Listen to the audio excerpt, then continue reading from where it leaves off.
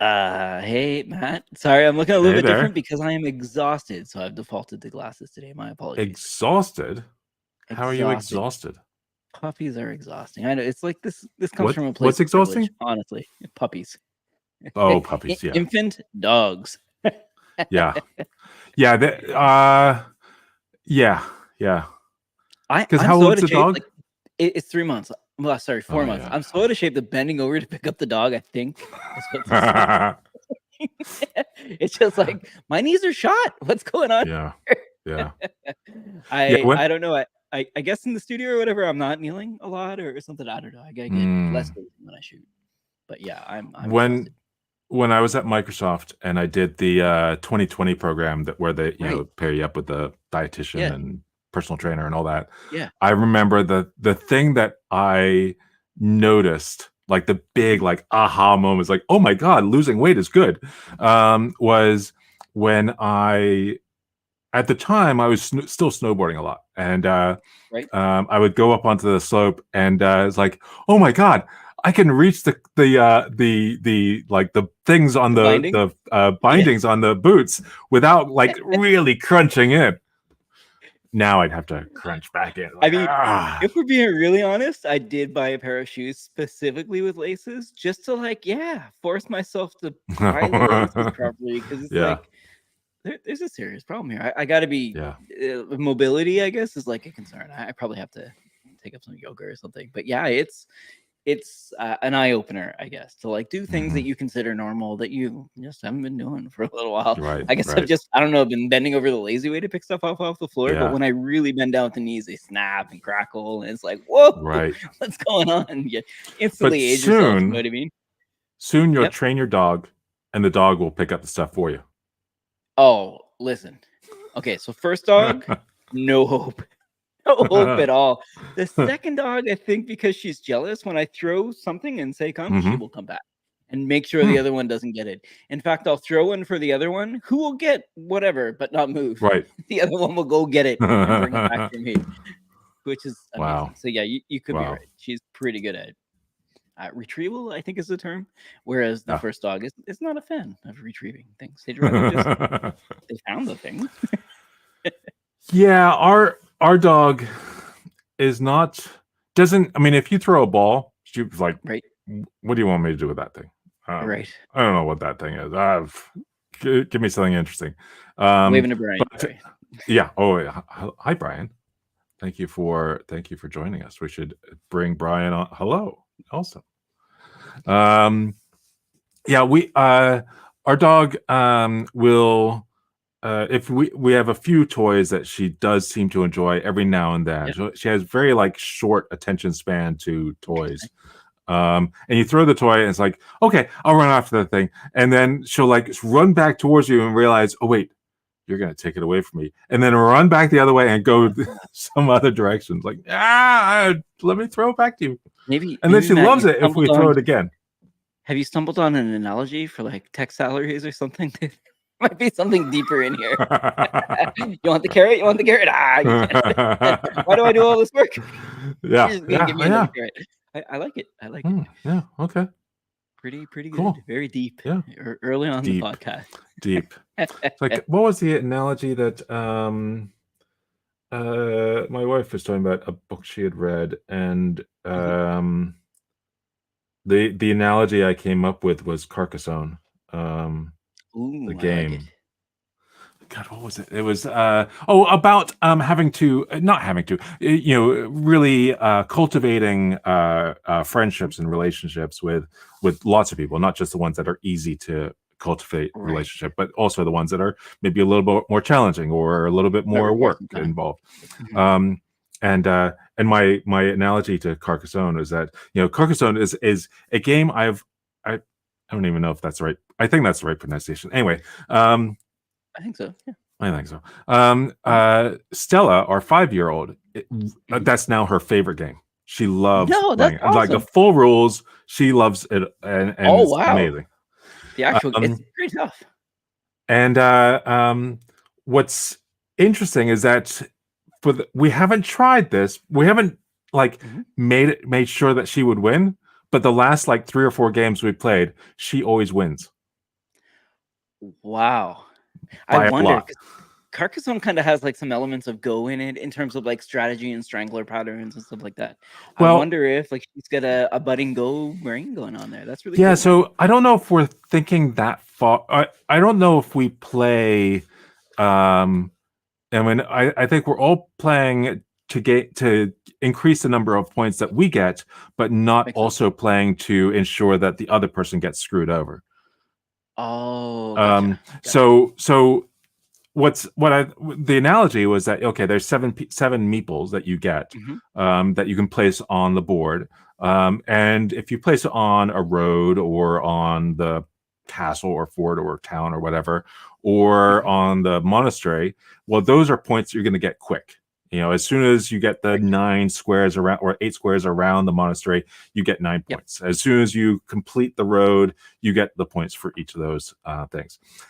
Whereas the land, if you put the meeple on the land, you don't see those points until the end of the game, and they Absolutely. are so. There's your, you know, there's some relationships that are easy and they're quick, and the others like these. The land is Okay. takes a long time to get, and Stella is often putting her meeple on the land, and I am not. And then she gets Ah, like, you know, one little meeple gets like 30 points right. because you know you get 3 points for every town that you're next to, and there's often like a full, you know, 5 or 6 of these, and then maybe she has like 4 of these meeples, and there's like, you know, 100 points. Boom. Yeah. So Matt, Yeah, you're leaving points on the table. Obviously, I listen, we am. got to I be in am. this to win this. Well, part of it is like I'm You're trying to playing for make fun, sure you're also trying to you know, complete some of her town so that she sees right? some points early on, Right. because And it is otherwise early in the game. It there's going needs to to be a be a little bit tantrum. collaborative. Yeah. Yeah. Yeah. Totally agree. So a couple things. One, you pronounced it correctly. I had to check because I thought I might be Oh yeah. also mispronouncing it. Yeah. Maybe it's Carcassonne. Oh yeah. According to Yeah. Google, at least we got it right, and it's also a name of Oh a yeah. town, which I didn't know. Oh yeah. The other Oh. thing is, I've only played like on Xbox. I think it was 360 Live Mm. Arcade. It was one of the earlier games. But I've always looked at this as a physical game. Are you playing physically? Because it looks really Yeah. cool as a physical game. Yeah. Oh, that's awesome. That's Yeah, awesome. so we have it on the iPad. I think there's been 2 Yep. versions of iPad, like official versions. Okay. The current version has a lot of like, as I understand it, a lot of like whiz bang cool animations and stuff. We have the older version, and I that's probably great. played the older version too. No animations, basically. There's a No fanfare. animations. There Yeah. is there's automatic, you know, like computer generated players, you know, Right. I see that. but there's not really. I mean, other than it's the next person's turn, there's like a transition there, but that's about it. And Gotcha. Yeah. but And now looking at the we're new version, that is not what I played. I played the no, old version that looks yeah, the ancient. That is the it one I looks like played. the board, Yeah. and Exactly. we're Really cool. playing. You know, we just got the physical board, and it's great. It is Awesome. so great. Yeah. So Are we're they? really enjoying that. Listen, we don't need to know Stella's Yeah, no. age, but I assume that the pieces are like swallowable, right? Like that little person that goes around. Yeah, the Did they meeples change the are. color of the rubber as well? I recall this being, is the rubber white or black in your version? Because I remember this was a little bit interesting depending on the version of the game that you had. Do I you, don't know if it, there is a rubber, right? No, different game. no, not yeah. There are like there's a piece for each color that we haven't gotten to that version yet. It says Gotcha. here's this other Yeah. piece. Put it aside because you're not going to need it for a while. Like Listen, I just thought it was interesting that they made the rubber black and they decided to make it white. I think is what ah happened. I was like, okay nah, okay. it's fine. I'm sure Um, they meant nothing by it, I but don't know whatever. if there's like a taller meeple for each color, but I don't Right. think there's a black or white Oh, object in there. I must have There's deleted an the game, expansion which is for awesome. rivers, but Yes, those did that. are, you know, like a few extra tiles, but that's it. Yeah. The Mm, river portion is actually pretty fun. I find it. yeah. It's almost like playing with tangrams or something. Like you have to figure out. It's like a Hmm. weird puzzle almost, where you decide what the puzzle looks like. for those Yeah. who haven't played. Would highly recommend. It's strategic, but it's not that hard to get into. It's not like what's that game that everybody else plays? Shoot, Catan. It's not like That Catan. game? It yeah, Oh, that game, oh, the Catan game. yeah. Yeah. I Settlers guess of Risk Catan. would be that other game if you're thinking about it. It's not combative like Risk. It's not combative like Catan. It does actually feel a little bit more collaborative or like playing together in the early game for sure. I go to a game night every now and then with some it turns out it's all people who are really in DevOps. Interesting. Specifically DevOps engineers. A bunch of DevOps engineers at Apple and a few other companies, and it's yeah, it is. But the game we played Sushi Go. Interesting. Okay, which is interesting game. And then a game that is almost the same gameplay but different. Seven Wonders. I've tried to play Seven Wonders is like I kept, one of the guys was explaining the rules. I just could not get it, and I spent like the first 20 minutes like I don't understand what's going on. Why do I? And everybody else on the board could understand what he was talking about. Like, oh yeah, okay.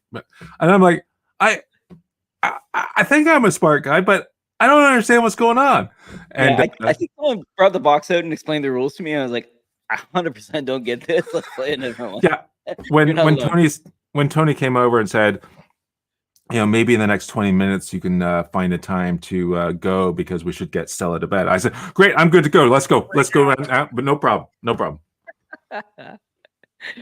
A lot of these board games, I mean, imagine trying to make up your own, right? You're trying to come up with something that you find fun that other people need to play. Yeah. I love thinking about that meta. And a lot of these people, like Seven Wonders, Carcassonne, were created by one or maybe two people and an artist or whatever. I find that amazing. Like this little game that I came up in my head you're playing now. Yeah. Seven Wonders to me is like, who thought this was fun? It sounds like work. It sounds like tedium and toil. I think another one I think I've mentioned here that we played a few game nights ago was like this mini micro something map. Did I mention that? Maybe not. It's like mini micro or micro macro and it's a map. The main gameplay is this map that you lay out on the table. It's like 3 foot by 4 foot or even by 5 foot. I mean, it's a big map and it's super detailed. And it's like this, is it orthographic or where you're kind of looking down orthogonal, some sort of way of designing. Macro crime city. That sounded right. Yeah. And you have to like, and the map shows this area, these few different towns and areas, but if you start looking really closely, you'll notice that a person is represented like 15 times around the map based on time, and so it is an earlier version or a later version of that person. And the game starts with a short deck, like 5 cards, and it says find the there's been a robbery in whatever Pershing Square, and you find Pershing Square and you look for the robbery. And now you found the robbery, and okay, what happened? Just before this happened, somebody bought flowers. Who bought the flowers? Right. And you're like trying to trace back. Well, where's the flower shop? You have mentioned this. Yeah. I apologize. I forgot. For some reason, micro macro doesn't stick in my head.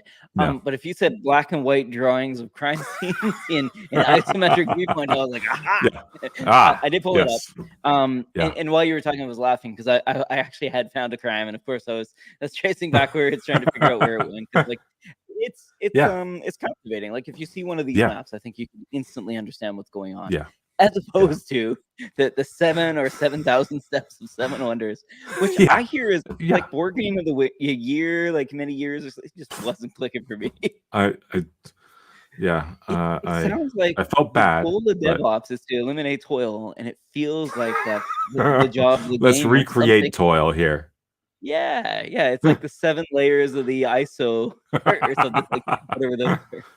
Was it 7 phases, 7 layers? I should know this better.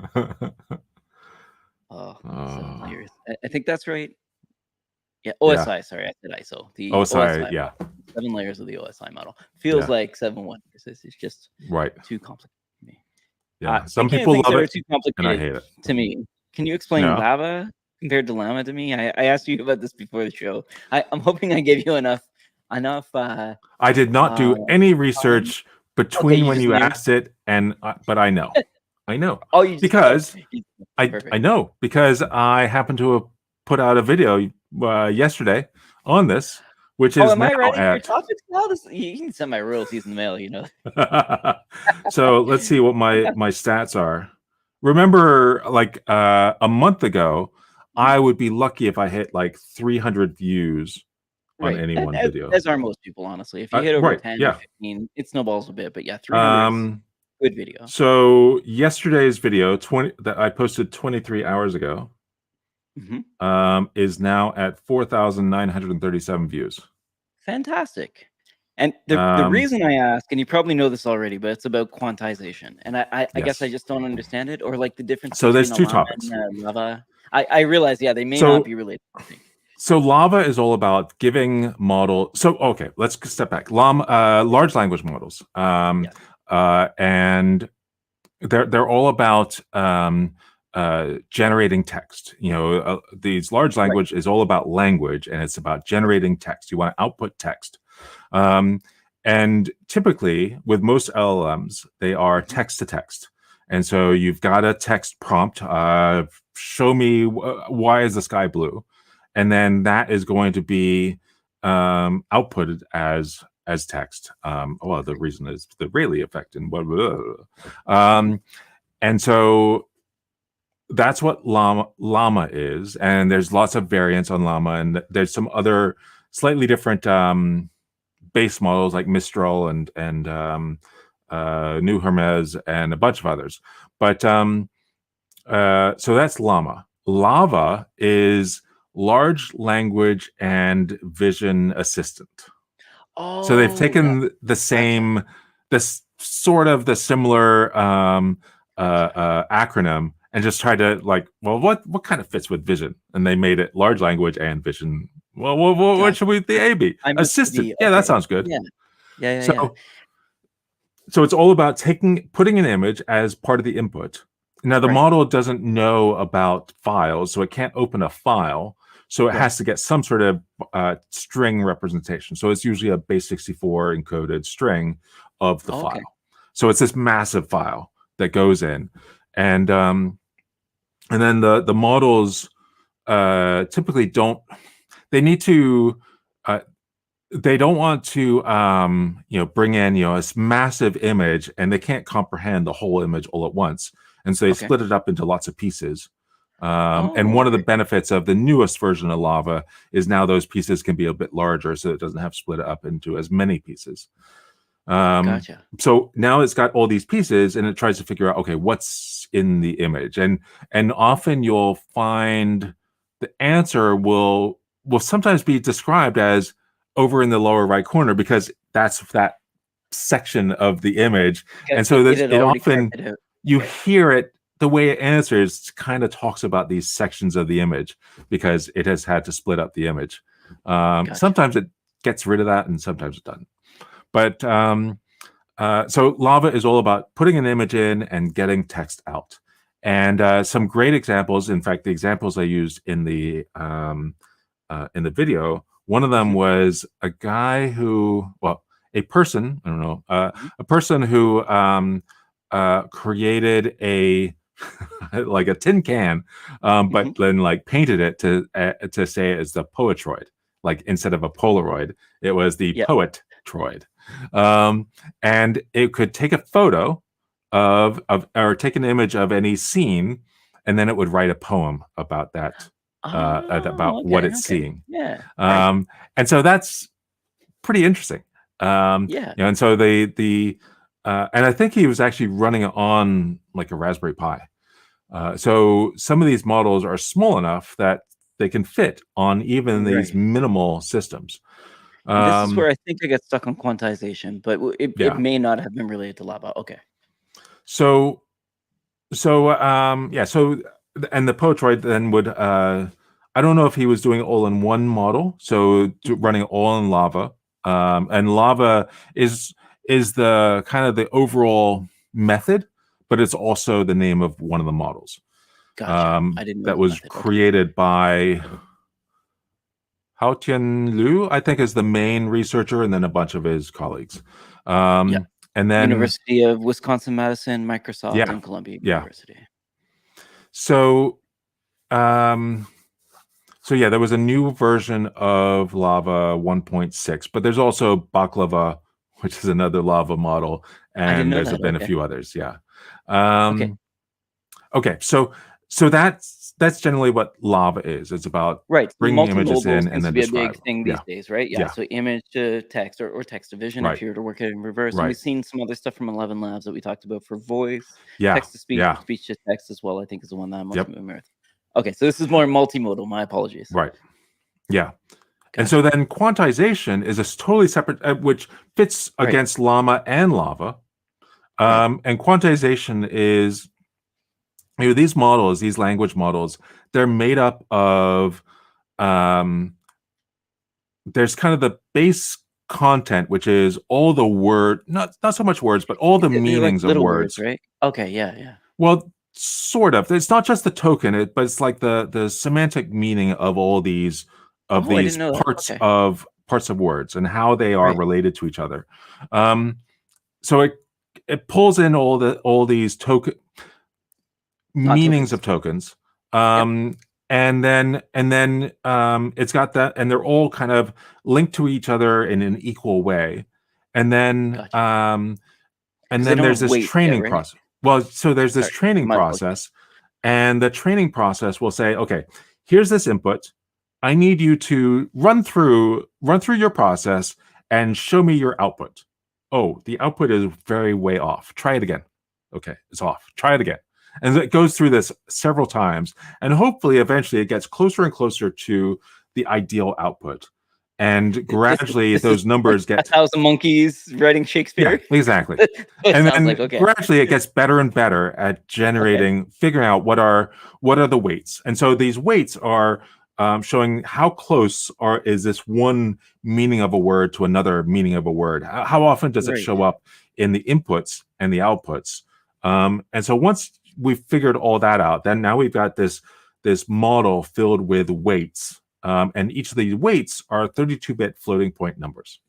So these are pretty big numbers, and pretty precise numbers. And it turns out that I'm not sure who figured this out or how they figured this out, but it turns out if you quantize them, so you take a chunk of these numbers and then make them as small as a 16, well, not as small, but go down. Typically, people talk about 4-bit quantization. 4-bit means there's 16 values. And it's usually like 0 to 15 or 1 to 16. And so you take a bunch of these values and you figure out, okay, what's the range? And often it'll be the range of numbers will be normalized so that it's between 1 and minus 1 and 1. And then you split up that range of -1 to 1 to 16 buckets. And so bucket number 1 is going to be kind of like a zip lookup. Yeah. Okay. So -1 to -0.88, and then -0.88 to the next one. And then it throws all the numbers in there. And anything that's in bucket 0 is going to have a value of 0. Anything in bucket 1 will have a value of 1, and so forth. And it does that through with all the weights. A 7 billion parameter model there's about 7 billion weights so it goes through 7 billion of those. And so that's what takes up most of the space in the model are the weights. But then there's also the actual values, the actual word meanings that the weights are connecting. Be pretty small, right? Yeah. And so you've got the combination of all those things, and by quantizing, by going down to that 4-bit number, now a 7 billion parameter model, which would have been about Well, let's say 30 it's gigs super either fast, and who knows what it well, is yeah, on compressed. it's either about 15 gigs or 30 gigs, Right. and you're able to get it down into 3.5 at a 4-bit Oh, quantization. that's okay. Right, right. And in my mind, I thought like, hey, if you're going from like levels of precision that are they're pretty Hmm. incredible, like digits past the decimal kind of thing, like Right. mind-boggling precise, Yeah. down to something that could Amazing that this basically be works. like -1, -2, or +1 and +2. It sounds Right. like you'd lose a lot of data. Right. What's funny is that it's You like the don't. answers might be a bit more vague, but you don't. It seems like you're not No. losing No. anything, and they're much faster. And they can run. You Yeah. mentioned Raspberry Pi, but Yeah. I've noticed the Pi 4, which is how I got into this whole mess, Right. can run some of these models if properly quantized. Right. We talked a bit about the bloke, I think, offline, but there are people Yeah. out there taking big models and making them smaller for you to play around with Right. as well, which is like I don't know who's doing this thankless task and why, but it's Right. kind of awesome actually to see the whole Yeah. community helping other people get on board. Right. And this quantization that people are, as far as I can tell, manually doing is awesome. It's Right. like helping out the other people also. Well, Like turns out giving your brother a fake quantization. controller that works once in a while or something. I don't know. When you're playing the Right. same video game.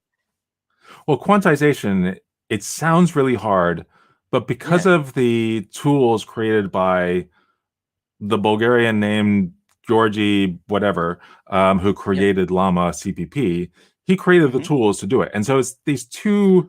There's one Oh, that's okay. a Python script, and that's an executable. That one converts to GGUF into that format, and the other one Right. quantizes to a like 4-bit as an example. And those two processes for a 7 billion parameter model take like 30 seconds for one of them and 40 seconds for the other one, and you're done. Well, then you have to repeat it for all the quantizations that you want. So, I mean, the main person doing all this stuff is Hmm. the bloke, Right. and it's not. I mean, it's not. It was hard to figure out early on, but now it's not hard Just like a stuff. tool that It's can do it. Okay. but he's the one that does it. So like, fine, let's let him do it. Is So what it's most something you people could probably think. do in CI/CD, I guess, if you knew that you needed Yeah, these offshoots of yeah, and something so and you that's what uploaded a Olama previous does as version. well. That they Gotcha. basically say, okay, well, there's the model we want. Great, throw it at the system, and it will generate all the quantizations, and we That's store it smart. on the Olama AI. Yeah, yeah, yeah. So it's Georgy Gurganov. Does that sound right? Yeah, yeah, Okay, perfect. GGUF. All right. yeah. Very, very interesting. So there's also there's 4-bit, there's 6-bit, 8-bit. I Mhm. think there might be 5-bit. There's even down to 2-bit. 2-bit. Oh, 2 Tuvit bits. sounds wrong. And it's surprisingly useful. I mean, it doesn't Really? lose that much. I mean, Huh. that is just magic. Yeah, this So it gets starts me as from like the model's cool, but the fact you can bring yeah, it down to this, it like gets down imprecise from quantum. 3.5 down to what, 1.7 gigs. I mean, Yeah, the knowledge of the and it can world run on in 8 gigs. 1.7 gigs. Yeah, Yeah. hey, you digested all of Wikipedia and gave me like a 3 gig file that runs on a Raspberry Pi. This is amazing. It It is. It's is amazing. Like, it I'm is sorry. amazing. It is amazing. I just Now the problem maybe so what is interesting to me is that other people don't find this amazing, and I'm like, yeah, no, it's yeah. amazing. And what I've found that there's also this, uh as you quantize, Mhm. the value that the numerical value that you start off with this 32-bit floating point number, Right, um, and you're squeezing it down into a smaller space, down to 2 bits. right, Um, going smaller means that now the computer has to do a little bit more work. right. Kind of, it doesn't convert it back, but kind of this conversion process to go back to the original value. Right. So there's some work there, but it's a little bit less work for other parts of the system because now there's less stuff in memory and you're less Right. stuff that you're moving around memory. And so there's these two slightly different scales, and it seems like the fastest is right around the 4-bit quantization. Oh, interesting. I see what you're And saying. as So, you like, go you to may be putting more 2-bit, load on CPU or more on IO or right, something like that. Gotcha. right. And as you get Interesting. down to 2-bit, then it gets like, well, there's too much work and it starts to slow down again. And as you go up to Right. 6-bit, well, now it's a different kind of work and it slows down again. Yeah. And all the way up to like, there's FP16 or 8-bit quantization, FP16, and then 32-bit. So it gets faster, slower. As you go into those different values. It's pretty interesting. And I like it because yeah. there's trade-offs, right? And that's kind of what Yeah. I'm used to. The it depends answer. I don't like the magical slap one thing on everything and it'll Yeah. work kind of thing. I like the Yeah. fact that there's trade-offs. In fact, the fact that it's tunable as well is, Yeah. as a tweaker, I guess it's interesting to me to figure out like where the sweet spot might be for a different model or for the thing that you're doing. It's also interesting in that, like, perhaps if instead of switching models, which is how I've been thinking about this in terms of like DR or BCP or theft of service, if someone's trying to use all your API keys, that you could actually go down to a quantized model as well to sort of like, I don't know, deal with the stem the growth, I guess, if you're a hyper scaling startup, and maybe give people answers that are a little bit less correct for the moment, and then we can hop back up to 4-bit or whatever 8-bit, 32-bit mode. Very cool. Well, then there's a slightly different version of quantization that referred to as k-quants. So often if you see a model that has a k in it towards the end of it, that's a k-quant. And so the quantization, you take these, you've gotten sets of numbers that you're putting into this 16-bit box, the 16 values. Chances are there's going to be like a cluster of some of those numbers. They're not going to be evenly distributed across. There's going to be a cluster like around maybe the upper end, let's say, in this one box. And maybe the lower end is completely unused. And so the k-quants will figure out, well, okay, most of the values are over here. So let's put most of the buckets over here and just kind of spread that out to almost the full 16 values. Maybe 15 of those values are for this one super cluster. And then the other one is over here. And then I think that's the zip dictionary. I think that's how it works. Is that the dictionary is different for each file. Yeah. So very cool. So then there's also a kind of a legend or a map that is associated with that bucket or that set of buckets. And so it's you're able to squeeze it down into an even smaller space, but it's a little bit more work to unsqueeze it. Yeah, this sounds a lot to me like tar versus zip versus rar versus arg, which unfortunately I know way too much about. Having grown up with floppies and like really trying to figure out what flips, what fits was a big deal for me back in the day. But yeah, I think there's dictionaries of dictionaries as well. There's metadata too when it comes to like storage and how you can make a file smaller. I'll have to look into that because it does sound like they've invented a type of zip, which is really, really interesting. But those lookups are lookups of lookups. Because it does sound a lot like lossy compression when you're talking about getting things back and recreating things in memory in order to get closer to like where you went in the first place. That sounds pretty lossy, which is really cool. There's just so many different moving parts, I guess, to make something like an LLM work that I think we're assuming all of this was invented recently, and I feel like a lot of this is like just waiting for a use case, and this use case is exemplary. Yeah, I mean, a lot of the stuff is I guess the magic, some of the magic, not the quantization part, but a lot of the magic is stuff that there was this paper, Attention is All You Need, from about 7 or 8 years ago, and that talked about the way that these models work. There's the idea of an encoder and a decoder, and there are some models that are encoder decoders and some that are just encoders and some are decoders. And it turns out all the Llama models are just decoders. They rely on a separate process to encode, which is usually referred to as embedding. And there's an embedding solution that creates the tokens and creates not so much it's not just tokens, it's the token and the meaning of those tokens. So how each of the words are related to each other. And then that is fed to the model, and now it's goes through, figures out, well, based on this meaning, here's the answer, because I've already gotten these questions and answers before, so I know roughly what should be the next word. Yeah, what I find interesting is that like it seemed to have been built with the idea of IntelliSense in mind. Like if I type something on a keyboard, can it predictively type the next word again? And I remember it might have been like 10 years ago using Apple's auto suggest keyboard. You could like make a really long sentence, and it was kind of fun just using just suggesting the next word and see where it would go. And it was 100% of the time nonsensical. Like it might, the Right. funny ones were ones that looked like they could almost make sense, kind of thing. But Right. it was mostly nonsensical. And I went to do it the other day, and I was like, wait a second, it's making sentences. And something changed between then and now. And it's like, I'm not saying they're using LLMs. They're probably using something different. But when I'm thinking about this system that's trying to think of the next word, obviously, the more sentences it sees, the better it's going to get. And I think that's probably what's at play here, is that it's seen me type enough times that it's better at predicting. Well, but my understanding is like a lot of these LLMs were built with this use case in mind. And it's like that like the more data that they see, the more they'll know which words could be next. And the original use case is really about translation. Right. Language translation. But yeah, some of the most interesting stuff that's going on right now is actually stuff that's Apple is doing, trying to make it so that smaller and smaller machines can do really cool things using M1 and M2 and M3 chips. Well, listen, and there's if a you lot build of stuff. Headset, I would assume you wouldn't have to make things small. Right. And so there's a lot of stuff that really helps this stuff in the Apple silicon chips. Gotcha. I mean, I'm being facetious, but a lot of their stuff actually does.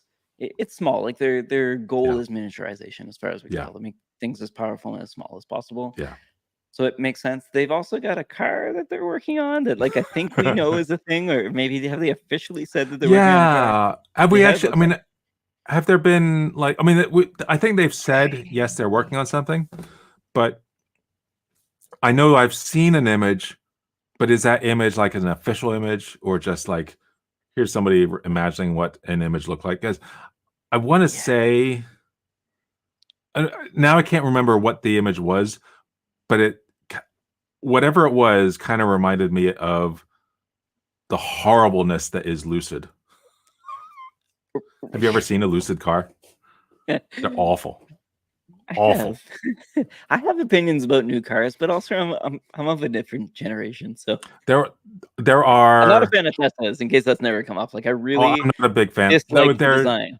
Yeah, I every Tesla that I've sat in that is more than like a year old, like for taxis, there's so much like plastic on plastic rubbing together. And to be fair, I'm thinking the same thing. To be fair, that Uber is going to be used a lot more than my car, and maybe that 3 years is more like 20 years. But it shouldn't break in these ways. And I still can't open the door. Like, why does the door not take one step? It's 2 steps. I can't figure out and I always feel like I'm going to hurt myself opening it. Anyway, the Lucid, not a fan of. The other one, Lucid, Rivian, there's like 4 or 5 Lucids here on the island, and I see them like, oh, that was so close. That trunk, God. Yeah, you almost up with made the trunk. It was good. Then you hired Homer Simpson, and what happened here? Remember that Homer Simpson car? That was just awful. That's what it reminds me of, the Pontiac iStack or something like that, where either too many people were involved, or not enough people were asked about what they thought of this design. The Cybertruck in particular, I feel, is just impractical. My God. And I think it's the hood is the thing that bothers me the most. It's just really long and really odd. Yeah, wasn't it? I feel like it was like a Marquez Brownlee or somebody basically saying, just can't figure out where the front of the truck. I mean, like, you just can't figure out where it was. Like, and maybe I hang on MKBHD's where it's a little bit too much, but yes, when he was driving, I was thinking the same thing, and then he saw it. So I was like, I feel like because it slopes a bit, I feel like I could actually hit stuff and not really know where it is, which is annoying. So, we have a normal. I mean, I guess it's somewhat. I mean, it's a Volvo XC40. So it's. I was about to say you look like a Volvo person. We have this Volvo XC40. So we're normal, sort of normal, and our neighbor has also a Volvo, I think, and some other regular American car. We have I guess Volvo is Chinese now, but and then they've also got a regular American car. And then but you have children, and I think Volvo are like there's a point coming, and this neighborhood has a lot of like normal-ish cars. Then we have one neighbor right across the road, and his daily driver is a Lamborghini Urus. Okay. So a little bit fancier. And he has that problem where if he drives, he has hit the curb in parking lots many Yeah, the times front of this car is because terrible. it is so hard to figure out where is the front, even though it's got like when you drive it at night, there's like this heads-up display with an infrared display showing where people are, which is awesome, except it can't figure out where the curb is, and he's had so much work done to the car because of Oh, bent fenders. And it oh Lamborghini repairs aren't cheap. no, it kind of looks like is it a Porsche Cayenne? But I've been in the Cayenne, and you can tell where the front is because Yeah. I think the headlights pop out a bit. They've got kind of that Porsche Oh yeah. Yeah. thing, so like where they end is pretty Right. much the end of the car, so it helps. But in this case, they're flush, they curve over. Yeah. But it's got the same problem. It curves just a little Yeah. bit too much in the front. You can't, or a little bit too little Yeah. in the front, where you can't tell where the front is. This would be really annoying. But yeah, listen, the Volvo I So think is a very when that safe car car. starts, So don't give yourself any guilt for a safe car. Come on. Oh yeah, when that car starts, the whole house shakes. You can hear him coming. It's a beautiful sound. It's a beautiful sound. And this is maybe the other thing that annoys me, since we're talking about electric cars. The other thing that annoys me about electric cars is that running sound, which I understand why they have it, but it sounds like bad brakes or something. That like a squeal, kind of whoa. I don't like it. So we were getting close. We like put the order in. We canceled at the last minute for e-tron S about a year ago. And part of one of the main things we loved about the car is that sound. The sound on the e-tron does it sound different? Awesome.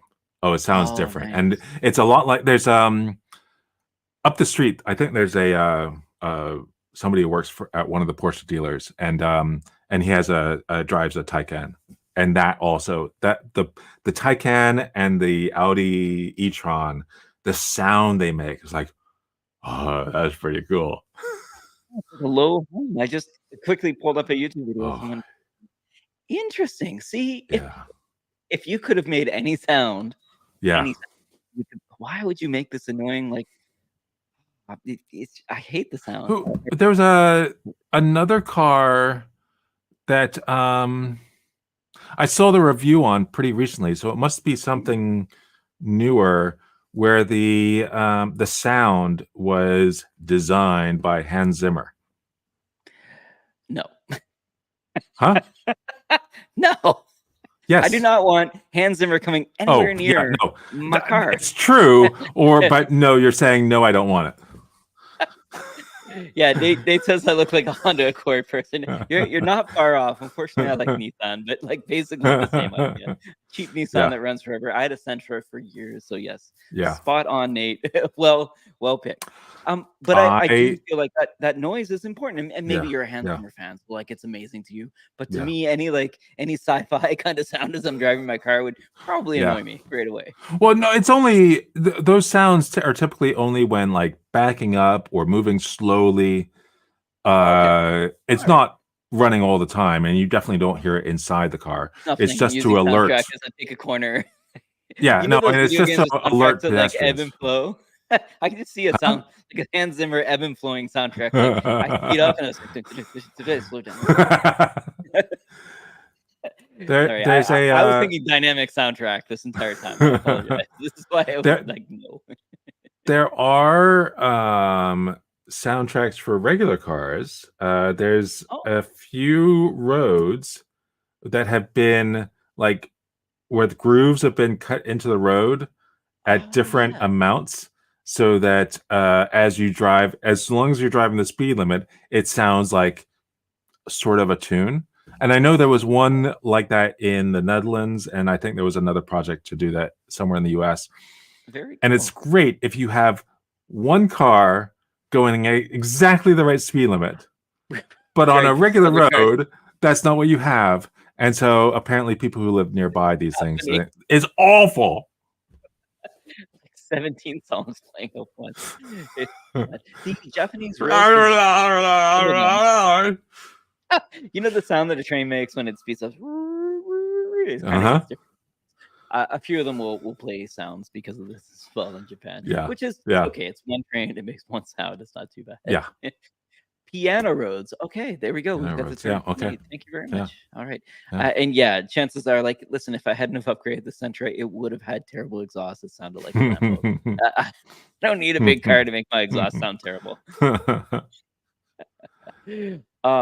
But listen, speaking of sounds, my anti-recommendation this week, because I got into it again, someone brought it up at work, but the Persona 5 soundtrack is not good. Personify? Persona 5. So Persona is a game. First, we'll recommend the game. Persona 5 is a very good game about trying to figure out how the brain of someone who is doing something wrong might work. So let's say, Matt, you've been stealing plastic forks in the cafeteria. We may spelunk into your brain and figure out why exactly that is, and who wronged you in what place as to why. And the levels, quote unquote, are generally within someone's brain. They call them palaces. You can kind of figure out how the brain works. Awesome. The music is, I want to say, like Japanese Broadway show, Japanese pop, and Japanese jazz. And the Japanese doesn't matter. I don't like those genres of music, and they're very repetitive. It drives me up the wall. I don't like the vocals. I guess I just don't like bombastic stage vocals in general. The overly, I don't know, pronounced singing. Just please stop. Really, really bad. And at work, there's so many people who love this soundtrack that every time it comes up, I either have to like not touch the thread or just become a willing participant. So today I died in the sword, got the conversation going, and everybody's like, how could you not like this soundtrack? It's like really easy. You know, there's music. And there's like some people don't like pop music. This is not it. I've played the game. When it first came out, you couldn't mute just the music. You had to mute the entire game. I think because they thought, who in their right mind would mute this amazing music? I am that person. So I played it on mute. I'd rather play the entire game completely muted than with music, which I guess what I'm trying to say is, like, maybe there are people out there who like these car noises that we don't like. Yeah. I do not like the sound of Persona. Like the word, like if you're thinking of Devrel, how do I relate to somebody? It's that persona. The persona of somebody who likes Broadway musicals is the person who likes to personify music.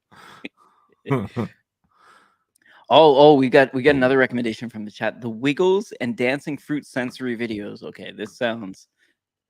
The Wiggles is in the old British kids series. I think so. Yes. Life has changed. Wiggles and Dancing. Life has changed. Life has changed. Yeah. I think I actually prefer Life Gas changed. Life has changed. Fruit salad, yummy, yummy, I believe is what we're talking about. All right, Nate. This looks like an earworm.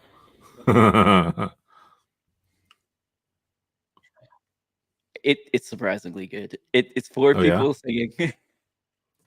Is the Wiggles not British? It might be Australian, and if it's not Australian, then it's New Zealand or Kiwi, and we're gonna get sorry, Nate. Yeah. They certainly have an accent that I also thought was British. My apologies. This is good. I think your daughter would love this. You should put it on repeat in your car. If you can program the external noise that your car makes. Yeah. Oh yeah. Yummy, yummy. What about yourself? Is there anything we should check out? Any awesome models or cool walkthroughs or things you've purchased? There have not been any purchases recently. That's good. Saving money is good. Listen. Yeah. I think I haven't bought anything recently. No, nothing. And I haven't really watched any TV recently. Wow. Well, listen, we got some recommendations for you. Have you been on Apple TV? Because there's a series that launched that everybody's watching that I have not. Which one is that? I've obviously forgotten the name, so I had to pull it up. I started watching a series which is kind of weak. Okay, there's Lessons in Chemistry, which is popular for which is good. Not a fan. Yep. Masters of the Air, I think, is the one. Yeah, unfortunately, pretty excited about. Not so good. Not so good. Oh, that's no. The first episode was like, this is not that great. Why are we still watching this? It might get better. Hopefully, it'll get better. I mean, it's like here's these bunch of guys that don't like each other or don't seem to get along well. I mean, I feel like they're supposed to in the story, and they're just not. It's just I don't care about these people. And I'm Yeah, gonna having read the watch it. synopsis, yeah, I think this is like a story about how they become friends. Oh, maybe it Well, takes a whole season. but it's like really badly done. Mr. Produced and by Mrs. Steven Smith. Spielberg and Oh Tom yeah, Hanks. I don't yeah. know. Tom Hanks is okay. Mr. and Mrs. Smith, have you watched the reboot? I have not watched any of it. Is saying can't recommend or can't recommend. Yeah, Okay. too slow. I have Yeah, not and too watched slow it. for the I one. like the Yeah. movie, the original movie. That was I thought the fun. movie was okay. I mean, I think they were they not in the midst of their divorce at the time? This is Oh, was Brad there? and Were they? Yeah, Angelina, I think, at the yeah, time. yeah. And they were like actually not getting along and filming this movie. I Right. would watch a movie about the making of Yeah, Mr. and yeah, Mrs. Smith. It sounds amazing, super uncomfortable. yeah, The movie was all right. I mean, listen, Angelina Jolie's not the best actress. I think Brad's pretty good though, honestly. I like yeah, most of his yeah. movies. Thought it was okay. I would not watch a TV series based on it. No, no. Yeah, Thinking and I agree. of like famous actors and stuff. Yeah. A story. We were at my mother's place for dinner last night, and she was telling me about this story I'd never heard of before. So I grew up on an island called Key Biscayne near Miami, and it was a small island, and so most of the time, especially when I was just a 1-year-old, 2-year-old, 3-year-old, my mother would take us to the beach, and we'd sit on the beach for a long time, and there was this woman that came by, and my mother was with somebody else, and the woman comes by and just says, "Lovely day, isn't it?" and continues. And my mother says to this other person she's with, this woman is, upper crust, went to a very good school. Her father is in the government, works in London, and like all these details about this woman purely based on accent. And this other woman she's with says, "How can you possibly know that? Of course that's not going to be true." And then it turned out later they were part of the same women's group, and she found out some of the, and yes, her father's a diplomat, works in London, and she went to the Beaux-Arts school, art school, and she went, and like everything she said that about this person based on her accent was totally true. That's So really cool. fast Like forward. Yeah, yeah. So fast forward a bit, and my dad comes back from the grocery store, and apparently he was pretty good about recognizing famous actors or famous people, in regular run of the mill kind of things, and so. But often my mother didn't really believe that he really saw it. It's like, "Oh, you probably think you did, but and so he comes back from the grocery store and says, "I just saw Julie Christie at the Pantry Pride, at the grocery store," and my mother's like, "Julie Christie here in Miami? I don't think so." And then fast forward like a few days, and she's at this event with this woman, Honey Delancey, I think is the name, and she's saying, "Oh God, it's been so hard. We've had Julie Christie staying with us, and it's just so much work." It's like, "Oh, that was true." Oh my God. That's fantastic. So yeah. So have you ever watched Would I Lie to You? It's kind of like not the best series, but it's a British series, and essentially there's two teams that attempt to lie to each other, and the goal is to guess if it's a lie or true. Okay. And some of the things are similar to this. You're trying to discern whether or not, but if the person's a good actor, which can really throw things off, they're good at like taking pieces of something that might be true and telling in a convincing way about a story that's completely false. So it's often fun. But some of these things you're telling me is like once in a while they'll bring out a guest, and then three people will try to describe who the guest is, but the guest unfortunately has to stand there with a straight face, which is so you feel so bad for the guest.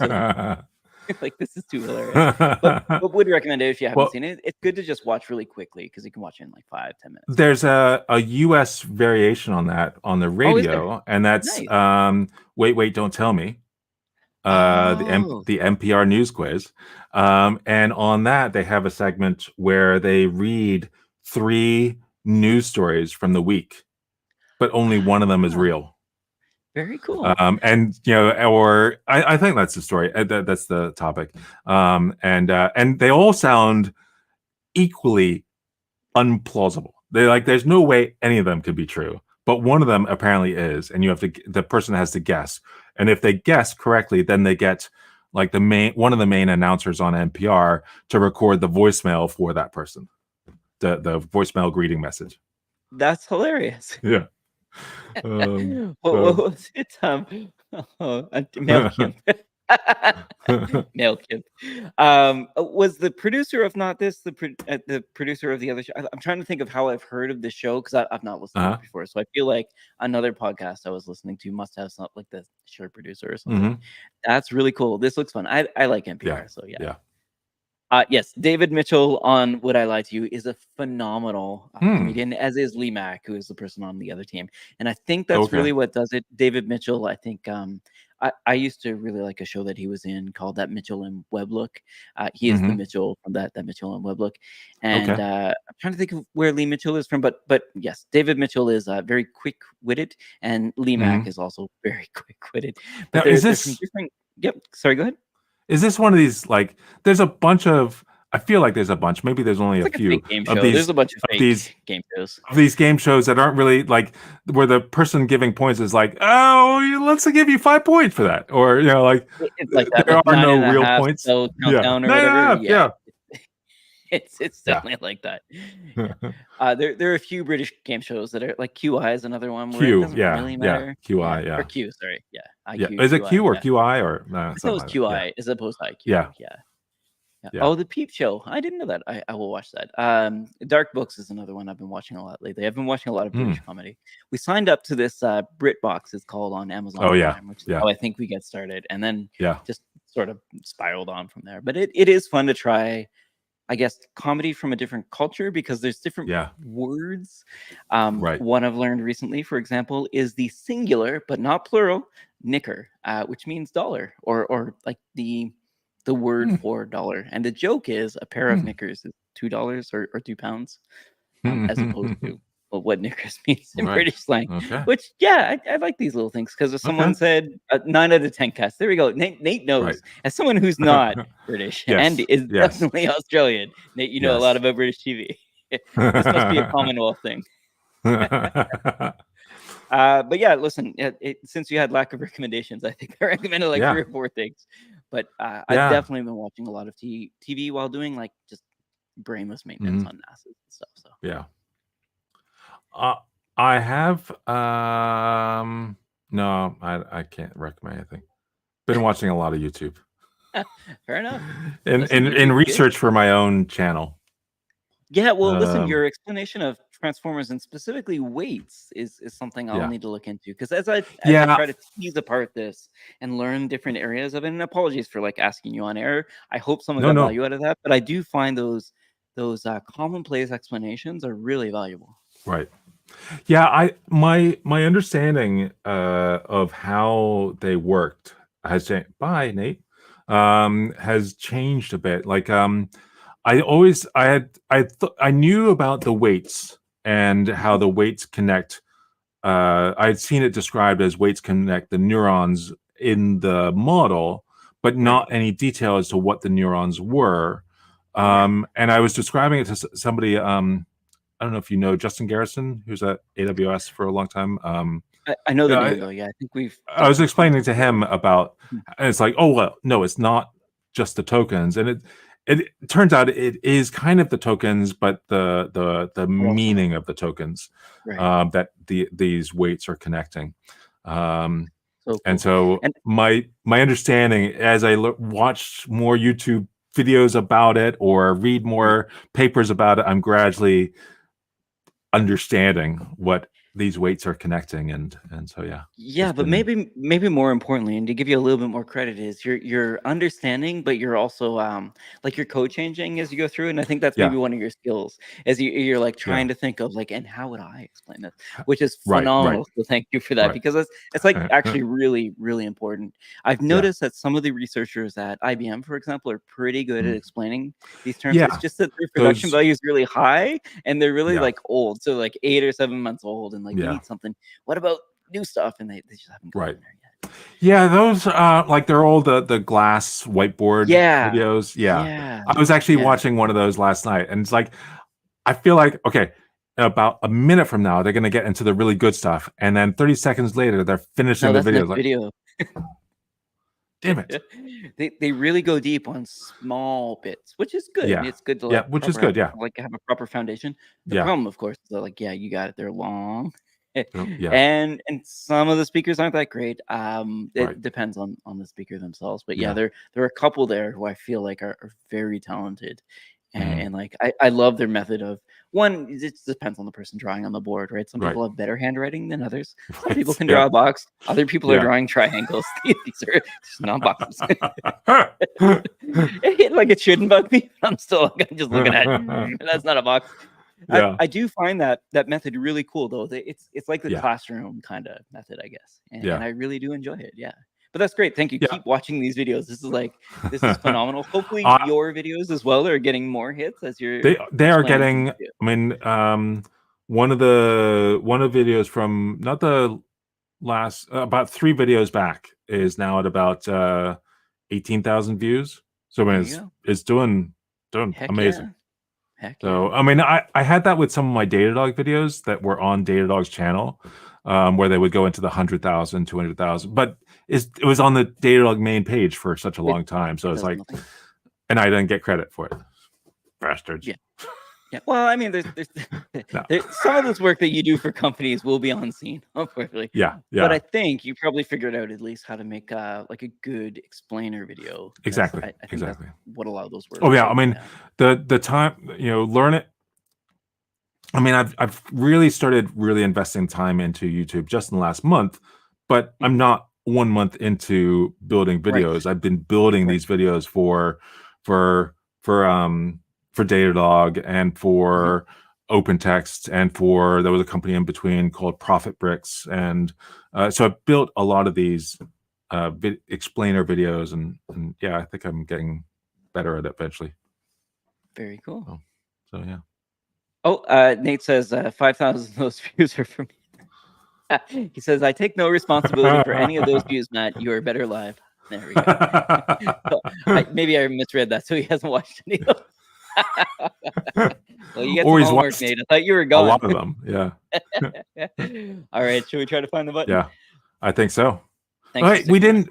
There were all sorts of things that we were going to talk about. We never did. Always next week. But listen, if you want to talk about hard drives, I can talk about hard drives anytime. Well, I just have. I mean, did you see the GitHub thing? I didn't. Is it Matt Friedman? No, I don't think so. Or the guy who has defunct his Twitter handle. So I mean, it turned out to be a mistake. Oh yeah, defunct is a reserved word. I've registered that domain name before. This is a common mistake. Yeah, don't make your user handle defunct. Okay, that's what happened. It's dead letter defunct. There's a few others that are reserved for. So he got his account blocked, and he said, "I kind of started this thing. What's going on?" Like, don't you know who this is? Like a main person somebody at GitHub said, "We're so sorry. We're talking to the right people. Your account is fine now. Don't go away." I just thought it was kind of funny. And there was sad news about Weaveworks closing down, and it's just stuff that's going on in the industry. Today. It is pretty bad. Long live GitOps. I think the legacy of GitOps will remain. So all right, let's go find that button. Yeah, on that sad note. Yes. Should we end with happy things? Got anything happy to say? I mean, we could. Listen. All I'm saying is, if there's anyone at Weaveworks who wants to reach out, either looking for a job that I can help you with at Datadog, or looking for a job elsewhere, happy to help. I think GitOps was foundational for a lot of DevOps engineers, and, Mhm. and pretty kind of like a turning point in the industry in Right. terms of putting a name on something, because I think that was coined by the founder of Weaveworks, as Oh, well really? as I giving didn't us, realize that. Okay. yeah, as well as giving us, listen, a workflow that's a lot better than the toil and tedium I was Yeah. talking about before. So you don't need to play Seven Wonders. You can use GitOps and never have to play it again. Right. Phenomenal. Yeah, I Right. think it's actually a pretty big deal. Yeah. Super Bowl predictions before we go. I think the red team will win. I think that's the right call this year. I believe both teams are red.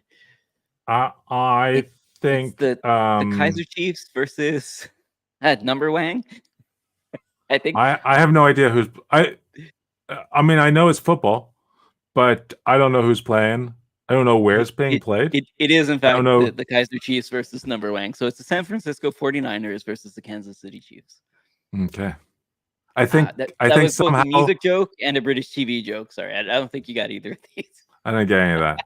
I think somehow Taylor Swift is involved, but I don't listen to anything by her anyway. So It's got to be San Francisco, right? and If it's Taylor Swift, I can't see her dating a quarterback from the other team. So yeah, let's go SF 49ers in Vegas. And I'll be it's- playing in Vegas too. it's Right. it's pissing off all of the MAGA crowd because she's going to vote for Biden, so they're upset about that. Listen, they got the red hats. Sorry, I shouldn't talk politics on air. I apologize. Yes, I hope all the Taylor fans are happy, and I'll try to keep politics out of the dialogue. All right, let's find the button. Okay, find the button. There we go. And let's see.